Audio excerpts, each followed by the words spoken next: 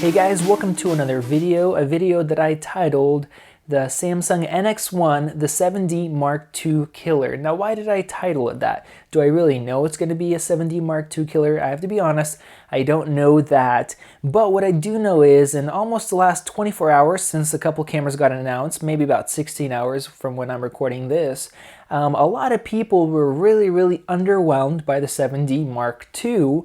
And you could say the complete opposite of what I heard from the Samsung NX1. Everybody was super surprised by what Samsung is doing, what it's offering, all the features it's giving in its new camera that nobody really expected. I didn't expect it. A lot of other people didn't expect it. It just hit. Now everybody's been trying to expect and look forward to the 7D Mark II coming out. And you know what? It's kind of the opposite thing happened. It was finally announced. And you know, there's a couple cool features, but realistically, it seems like that should have been a camera that came out a year ago. Now this video, I don't want to focus on the 7D Mark II, but I want to focus on the Samsung NX1, talk about its features and why I'm really excited about it. I know a lot of people from the 4K side also weren't excited about it. Some people are actually mad. They're saying, why is, there's another camera that's shooting 4K, all these, features, this sucks. I just bought a GH4. If you're just trying to chase the newest camera, you got to get out of that mindset. But another thing you got to think about is the more cameras come out, the more competition there is, the more the camera manufacturers are pushed to offer more features for less money. It's better for the consumer to have more competition. Keep that in mind, guys. So I want to just go over briefly on the photo side. Even though I do mainly video, I do want to go over the photo side to give you guys kind of a rough idea what I mean by the 7D Mark II killer. Now I wrote some notes for myself to make sure I don't forget this stuff. So first off, I want to just mention the price. This isn't a huge difference, but the NX1 is $1,500 for the body, and the 7D Mark II is $1,800. The NX1 comes out in October, and the 7D Mark II will be hitting in about November. One huge thing that the 7D Mark II is kind of geared towards is having fast autofocus and having high frame rate for sports photographers. Now this is where it starts getting interesting. The new NX1 has a really nice autofocus system, and it shoots 15 frames per second, and that's with autofocus detection, not just locked in, but actually with autofocusing, 15 frames per second. Now that compares to 10 on the 7D Mark II. Next thing is the autofocus points, and this is important also for sports photography, what that 7D Mark II is aimed for. The NX1, the Samsung, gives you 153 cross points. Now, the 7D Mark II is advertising 65, and they're kind of pushing that. Yes, we got 65, that's really good. It is really good, but when you look at the Samsung, they're giving you 153 cross point autofocus points, which those are the nice accurate ones. And you're also getting, I believe, 205 phase detection points on there as well. So there's the kind of the main point in the 7D Mark II compared to the Samsung. Now the Samsung has a bunch of other features they're also giving you for the money, basically. Let's talk about the sensors. The new 7D Mark II has an upgraded sensor. It's like a 20 megapixel sensor. I think that's about what the 70D has. It's just kind of an upgraded version. The Samsung NX1 has a 28 megapixel. Now the interesting part is the backside illuminated sensor. Before this, the largest backside illuminated sensor was the 1-inch Sony sensor for the RX100, the RX10, those cameras. This one has it. It's kind of tough, from what I read, to make a camera that's has a sensor that's large, basically a large sensor that has this feature, but they pretty much got it down. And the main thing is it's gonna help you on low light. So most people know the more megapixels you have, the worse you have as far as low light performance. The less megapixels, like the new Sony a7S, the better low light performance because you get more light in there. So what this does, what they're claiming, is that you have 28 megapixels, but you have the amount of light that hit the pixels is the same as on a 20 megapixel sensor. So the low light should be very similar between these cameras, at least on paper, what they're saying. So that's just the photography side. Now I'm focusing more on video. That's what I'm shooting right now. I did wedding photography for a while, but I'm focusing on video. So this is where the Samsung really surprised me and a lot of other people. Now I wasn't looking forward to any Samsung camera. I knew they made some cameras, but I had no idea they're going to come out with something that's going to be of this quality with all these features, at least what they're saying. And that was very, very surprising. So the new 7D Mark II, a lot of people, including myself, were hoping that they would finally give us 4K. Now, I don't have any Canon stuff right now. I used to shoot with Canon for years and years, but I was hoping they're gonna give the loyal Canon shooters, the guys that are doing video, and there's a lot of them still out there that haven't switched over to Panasonic, haven't switched over to Sony. They're going to give them a nice feature, but Canon still is holding back. They want to push all their users to go to the cinema line, spend a lot more money, and still not get some of the features that Panasonic and now Samsung is giving with these really, really nice priced, basically mirrorless SLR cameras. So you get, they finally gave one option, and this finally, some people are rejoicing, but realistically, even cell phones, Panasonic, and other manufacturers have been given this for years now. You have 1080p at 60 frames per second. You know, the $6,000 C100 doesn't even have that. So I guess they did release something, did something right there. So that's what they are giving you as far as video features. And the NX1, now this is this really cool part, they're giving you the Cinema 4K, just like the GH4, which is your Cinema, a little slightly wider 4K. They're giving you the UHD, which is a consumer 4K. They're also giving you 1080p at 60 frames per second. So you have a $1,500 body that's giving you internal 4K, which is great. There's another GH4 competitor. Now, another interesting feature that they're doing is it's not shooting your H.264 MP4 that we've been shooting for years on the DSLRs. They're using the new standard that's H.265. Now, I'm very, very excited about this. It's a new compression ratio. It's a lot more efficient, but it holds data a lot better too. So what they're saying is it's going to give you 80 megabits per second recording. So that's roughly what the GH4 averages because of that variable codec. But it's going to hold the quality of about 160. So basically it's half the size of H.264 with the same quality holding all that data. It's just way, way, way more efficient, basically, is what it is. So you're going to have 80 megabits per second, but the quality is going to be at about 160 compared to H.264. So that's very exciting as well if you're going to be color grading, you're going to be messing around with stuff like that. So I'm excited for that. Another thing as far as video features that they talked about is their 205 focus point phase detection is going to work in video basically, and it's going to provide really nice smooth autofocus just like you have on the 70D and now on the 7D Mark II. So basically, I don't know how well this is going to work. We're going to have to test this out once the cameras come in, but if it does work like they're saying it's going to work, you're going to have that nice precise autofocus that people have been wanting to get with DSLRs for years and that Canon gave, but you also have the 4K, you have all these other features with the camera with that great autofocus system as well. So basically, I want to just talk about that. I want to say I do have this camera pre-ordered already. I'm really excited about it. I had no idea about this camera whatsoever, but once I read about the features, watched a couple videos on it, I just went ahead, pre-ordered. I'm very, very excited. And like I said, I knew almost nothing about Samsung cameras, and I think they're just really hitting the market big, really strong, full force, just because of the camera, the features they're giving, their new advancements, and also the lenses. They're not taking their time making one or two lenses at a time. It seems like they're going full force ahead, and they're not kind of scared. They just want to go in and they want to, you know, take a big chunk of that Canon market, which I think this is the perfect time to do it. Canon is relaxing. They're slouching behind, they're holding back features. It seems like they don't care about the customer. So when you have a huge giant like Canon that's been, you know, dominating the market for so long, and now they're just getting lazy, this is the perfect time for Panasonic, Sony, and now Samsung and maybe some other companies to come in and give us some awesome features, get people to come over and use some great features and get some of that market share. So I'm excited for that. I was, like I said, a Canon shooter for years for photo and video. I switched over to Panasonic, and now we have some other another awesome camera basically from Samsung. So one thing that I kind of had questions about is lenses.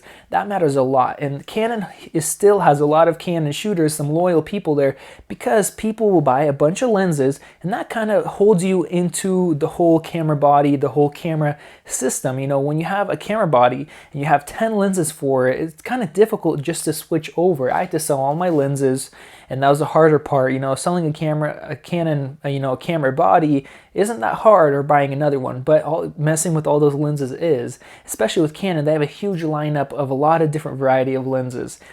So my huge question was, here's an awesome camera with all these cool features, really fast autofocus, bunch of other stuff, and I'm not going to get into it a lot. Guys, check out, I'm going to have some links in the description. Go check out all the specs. I mean, this thing for photo and for video, just everything's really professional level. Basically, your shutter speed, your flash sync, it's completely water sealed. You have the magnesium body. This is a pro level camera, basically what you're getting. Now let's talk about lenses. That matters a lot. If you have a nice camera but you don't have a nice variety of lenses, that's going to hold some people back. So I did a little bit of research into it.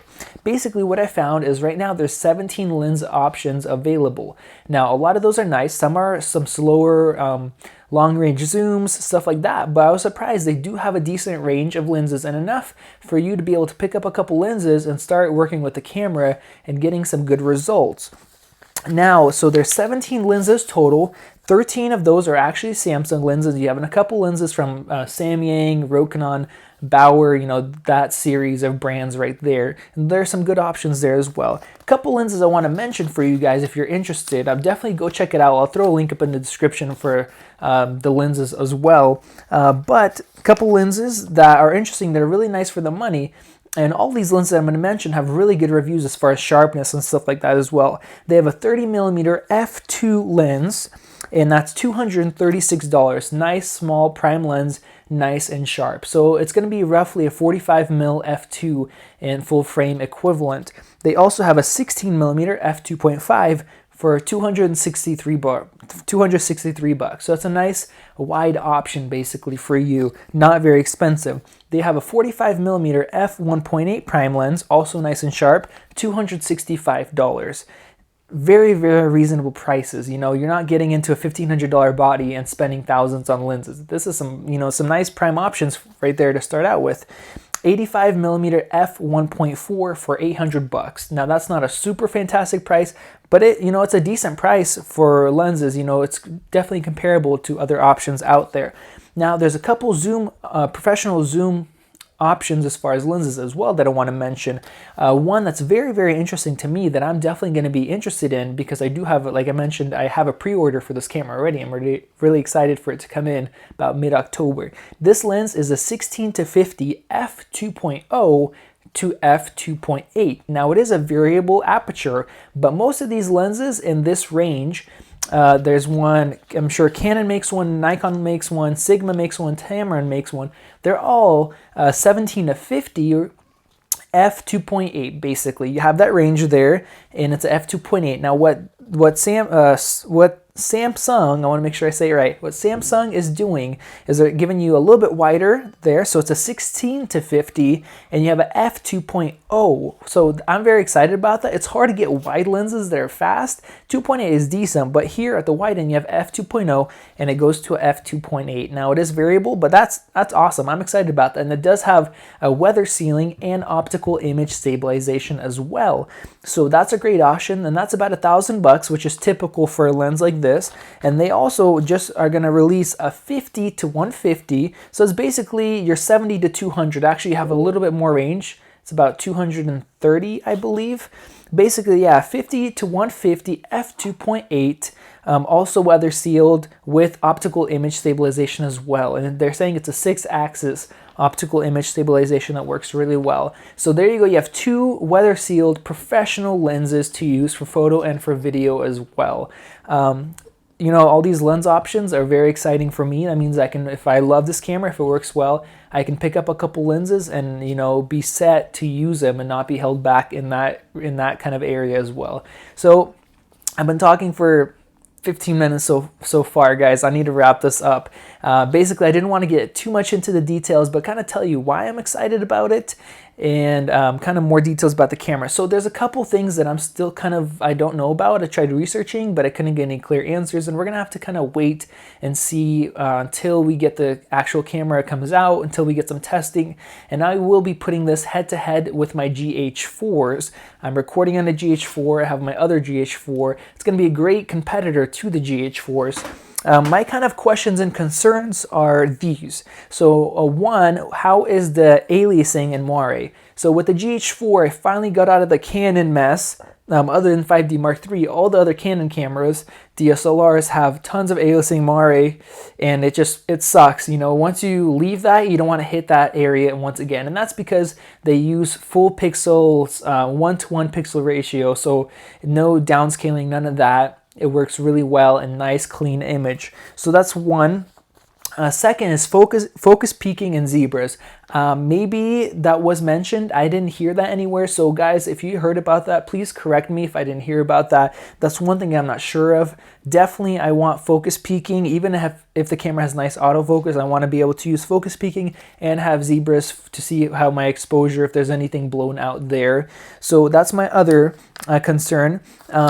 My concern number 3 is the time limit. Now the GH4 is not limited to 30 minutes with that European tax law stuff. GH4 record for as long as you have battery life and memory on the card. So that wasn't mentioned. Once again, correct me if you guys have that info, let me know. And if I find out, maybe I'll write in the description as well for you guys. But yeah, basically time limit, I would love to have 1 hour, 2 hour, 3 hour unlimited time amounts. That would be fantastic. That would really make it a really huge competitor to the GH4 line. That's something that the other cameras don't have, you know, is that unlimited time. So I'm really, really hoping it has that. And the last thing kind of comes back to the aliasing moire is the downscaling. Now, what happens with the GH4, like I said, the 4K image is actually 1:1 pixels. So each pixel actually is a pixel in the video. They don't have to downscale it or skip lines, anything like that. Now, 4K, if you guys don't know, is an 8 megapixel image. The GH4 has a 16 megapixel sensor. So basically what has to happen is the sensor's pretty much almost square. So when you do 16:9, the top gets chopped off.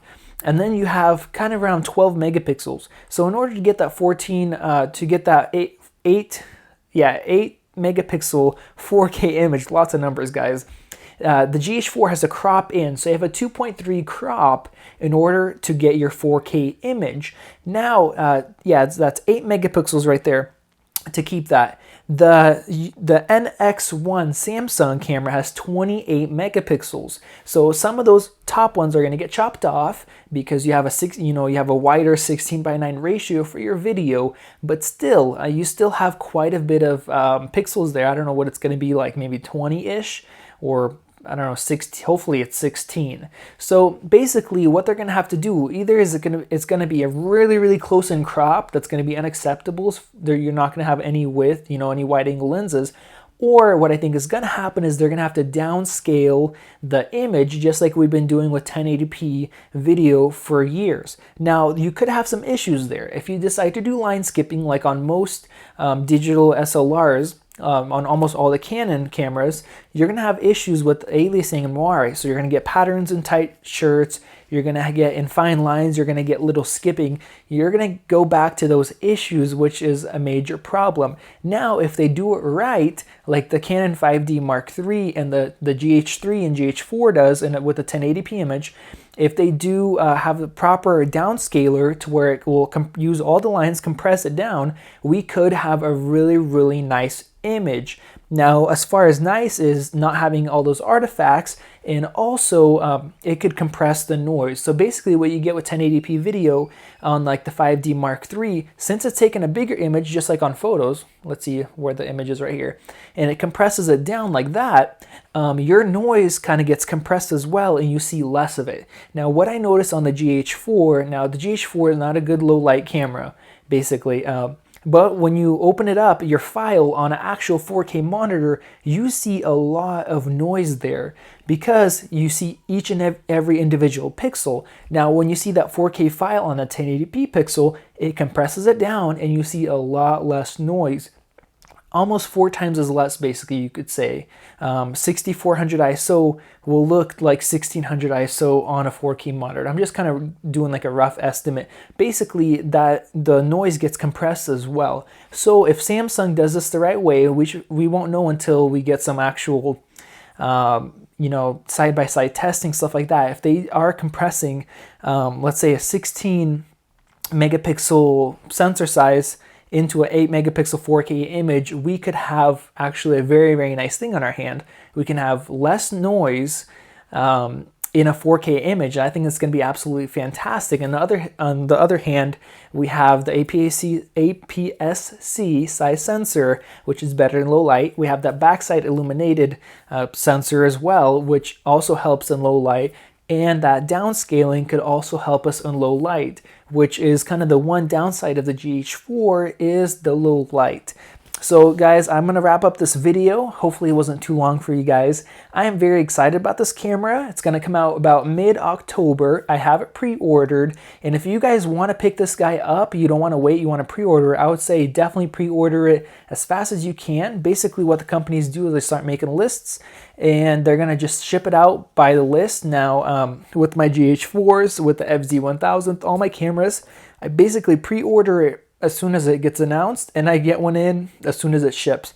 A lot of people wait, and then they end up waiting weeks and sometimes months to get, like, for example, their GH4s or the FZ1000s regardless. So if you're interested in this camera and you want to pre-order it, don't wait, do it right now. I'll have some links in the description. If you guys pre-order through those links, that gives me a small kickback. You guys don't pay any extra. That just supports the channel, the videos I make, stuff like that. So thank you guys for watching. I'm super excited. I meant to have this be like a 10-minute video, and obviously it doesn't work out because I probably talk just way too much. But let me know what you guys think. I can't wait for it to come in. I can't wait to do some side-by-side tests against the GH4. I'm really excited about that. What do you guys think? Do you think it's going to be a nice camera? If you pre-ordered it, let me know. Let me know what you're looking forward to, what lenses you're going to buy with this camera if you're picking one up. If you think I'm totally wrong and I don't know what I'm talking about, let me know in the description. I'll try not to argue with you guys too much, but I just want to hear your guys' opinion. So thank you guys for watching. Very, very exciting time we're in. More cameras are coming out, more competition, which basically makes it better for us, the consumers. So thank you guys for watching. I will see you later. Bye.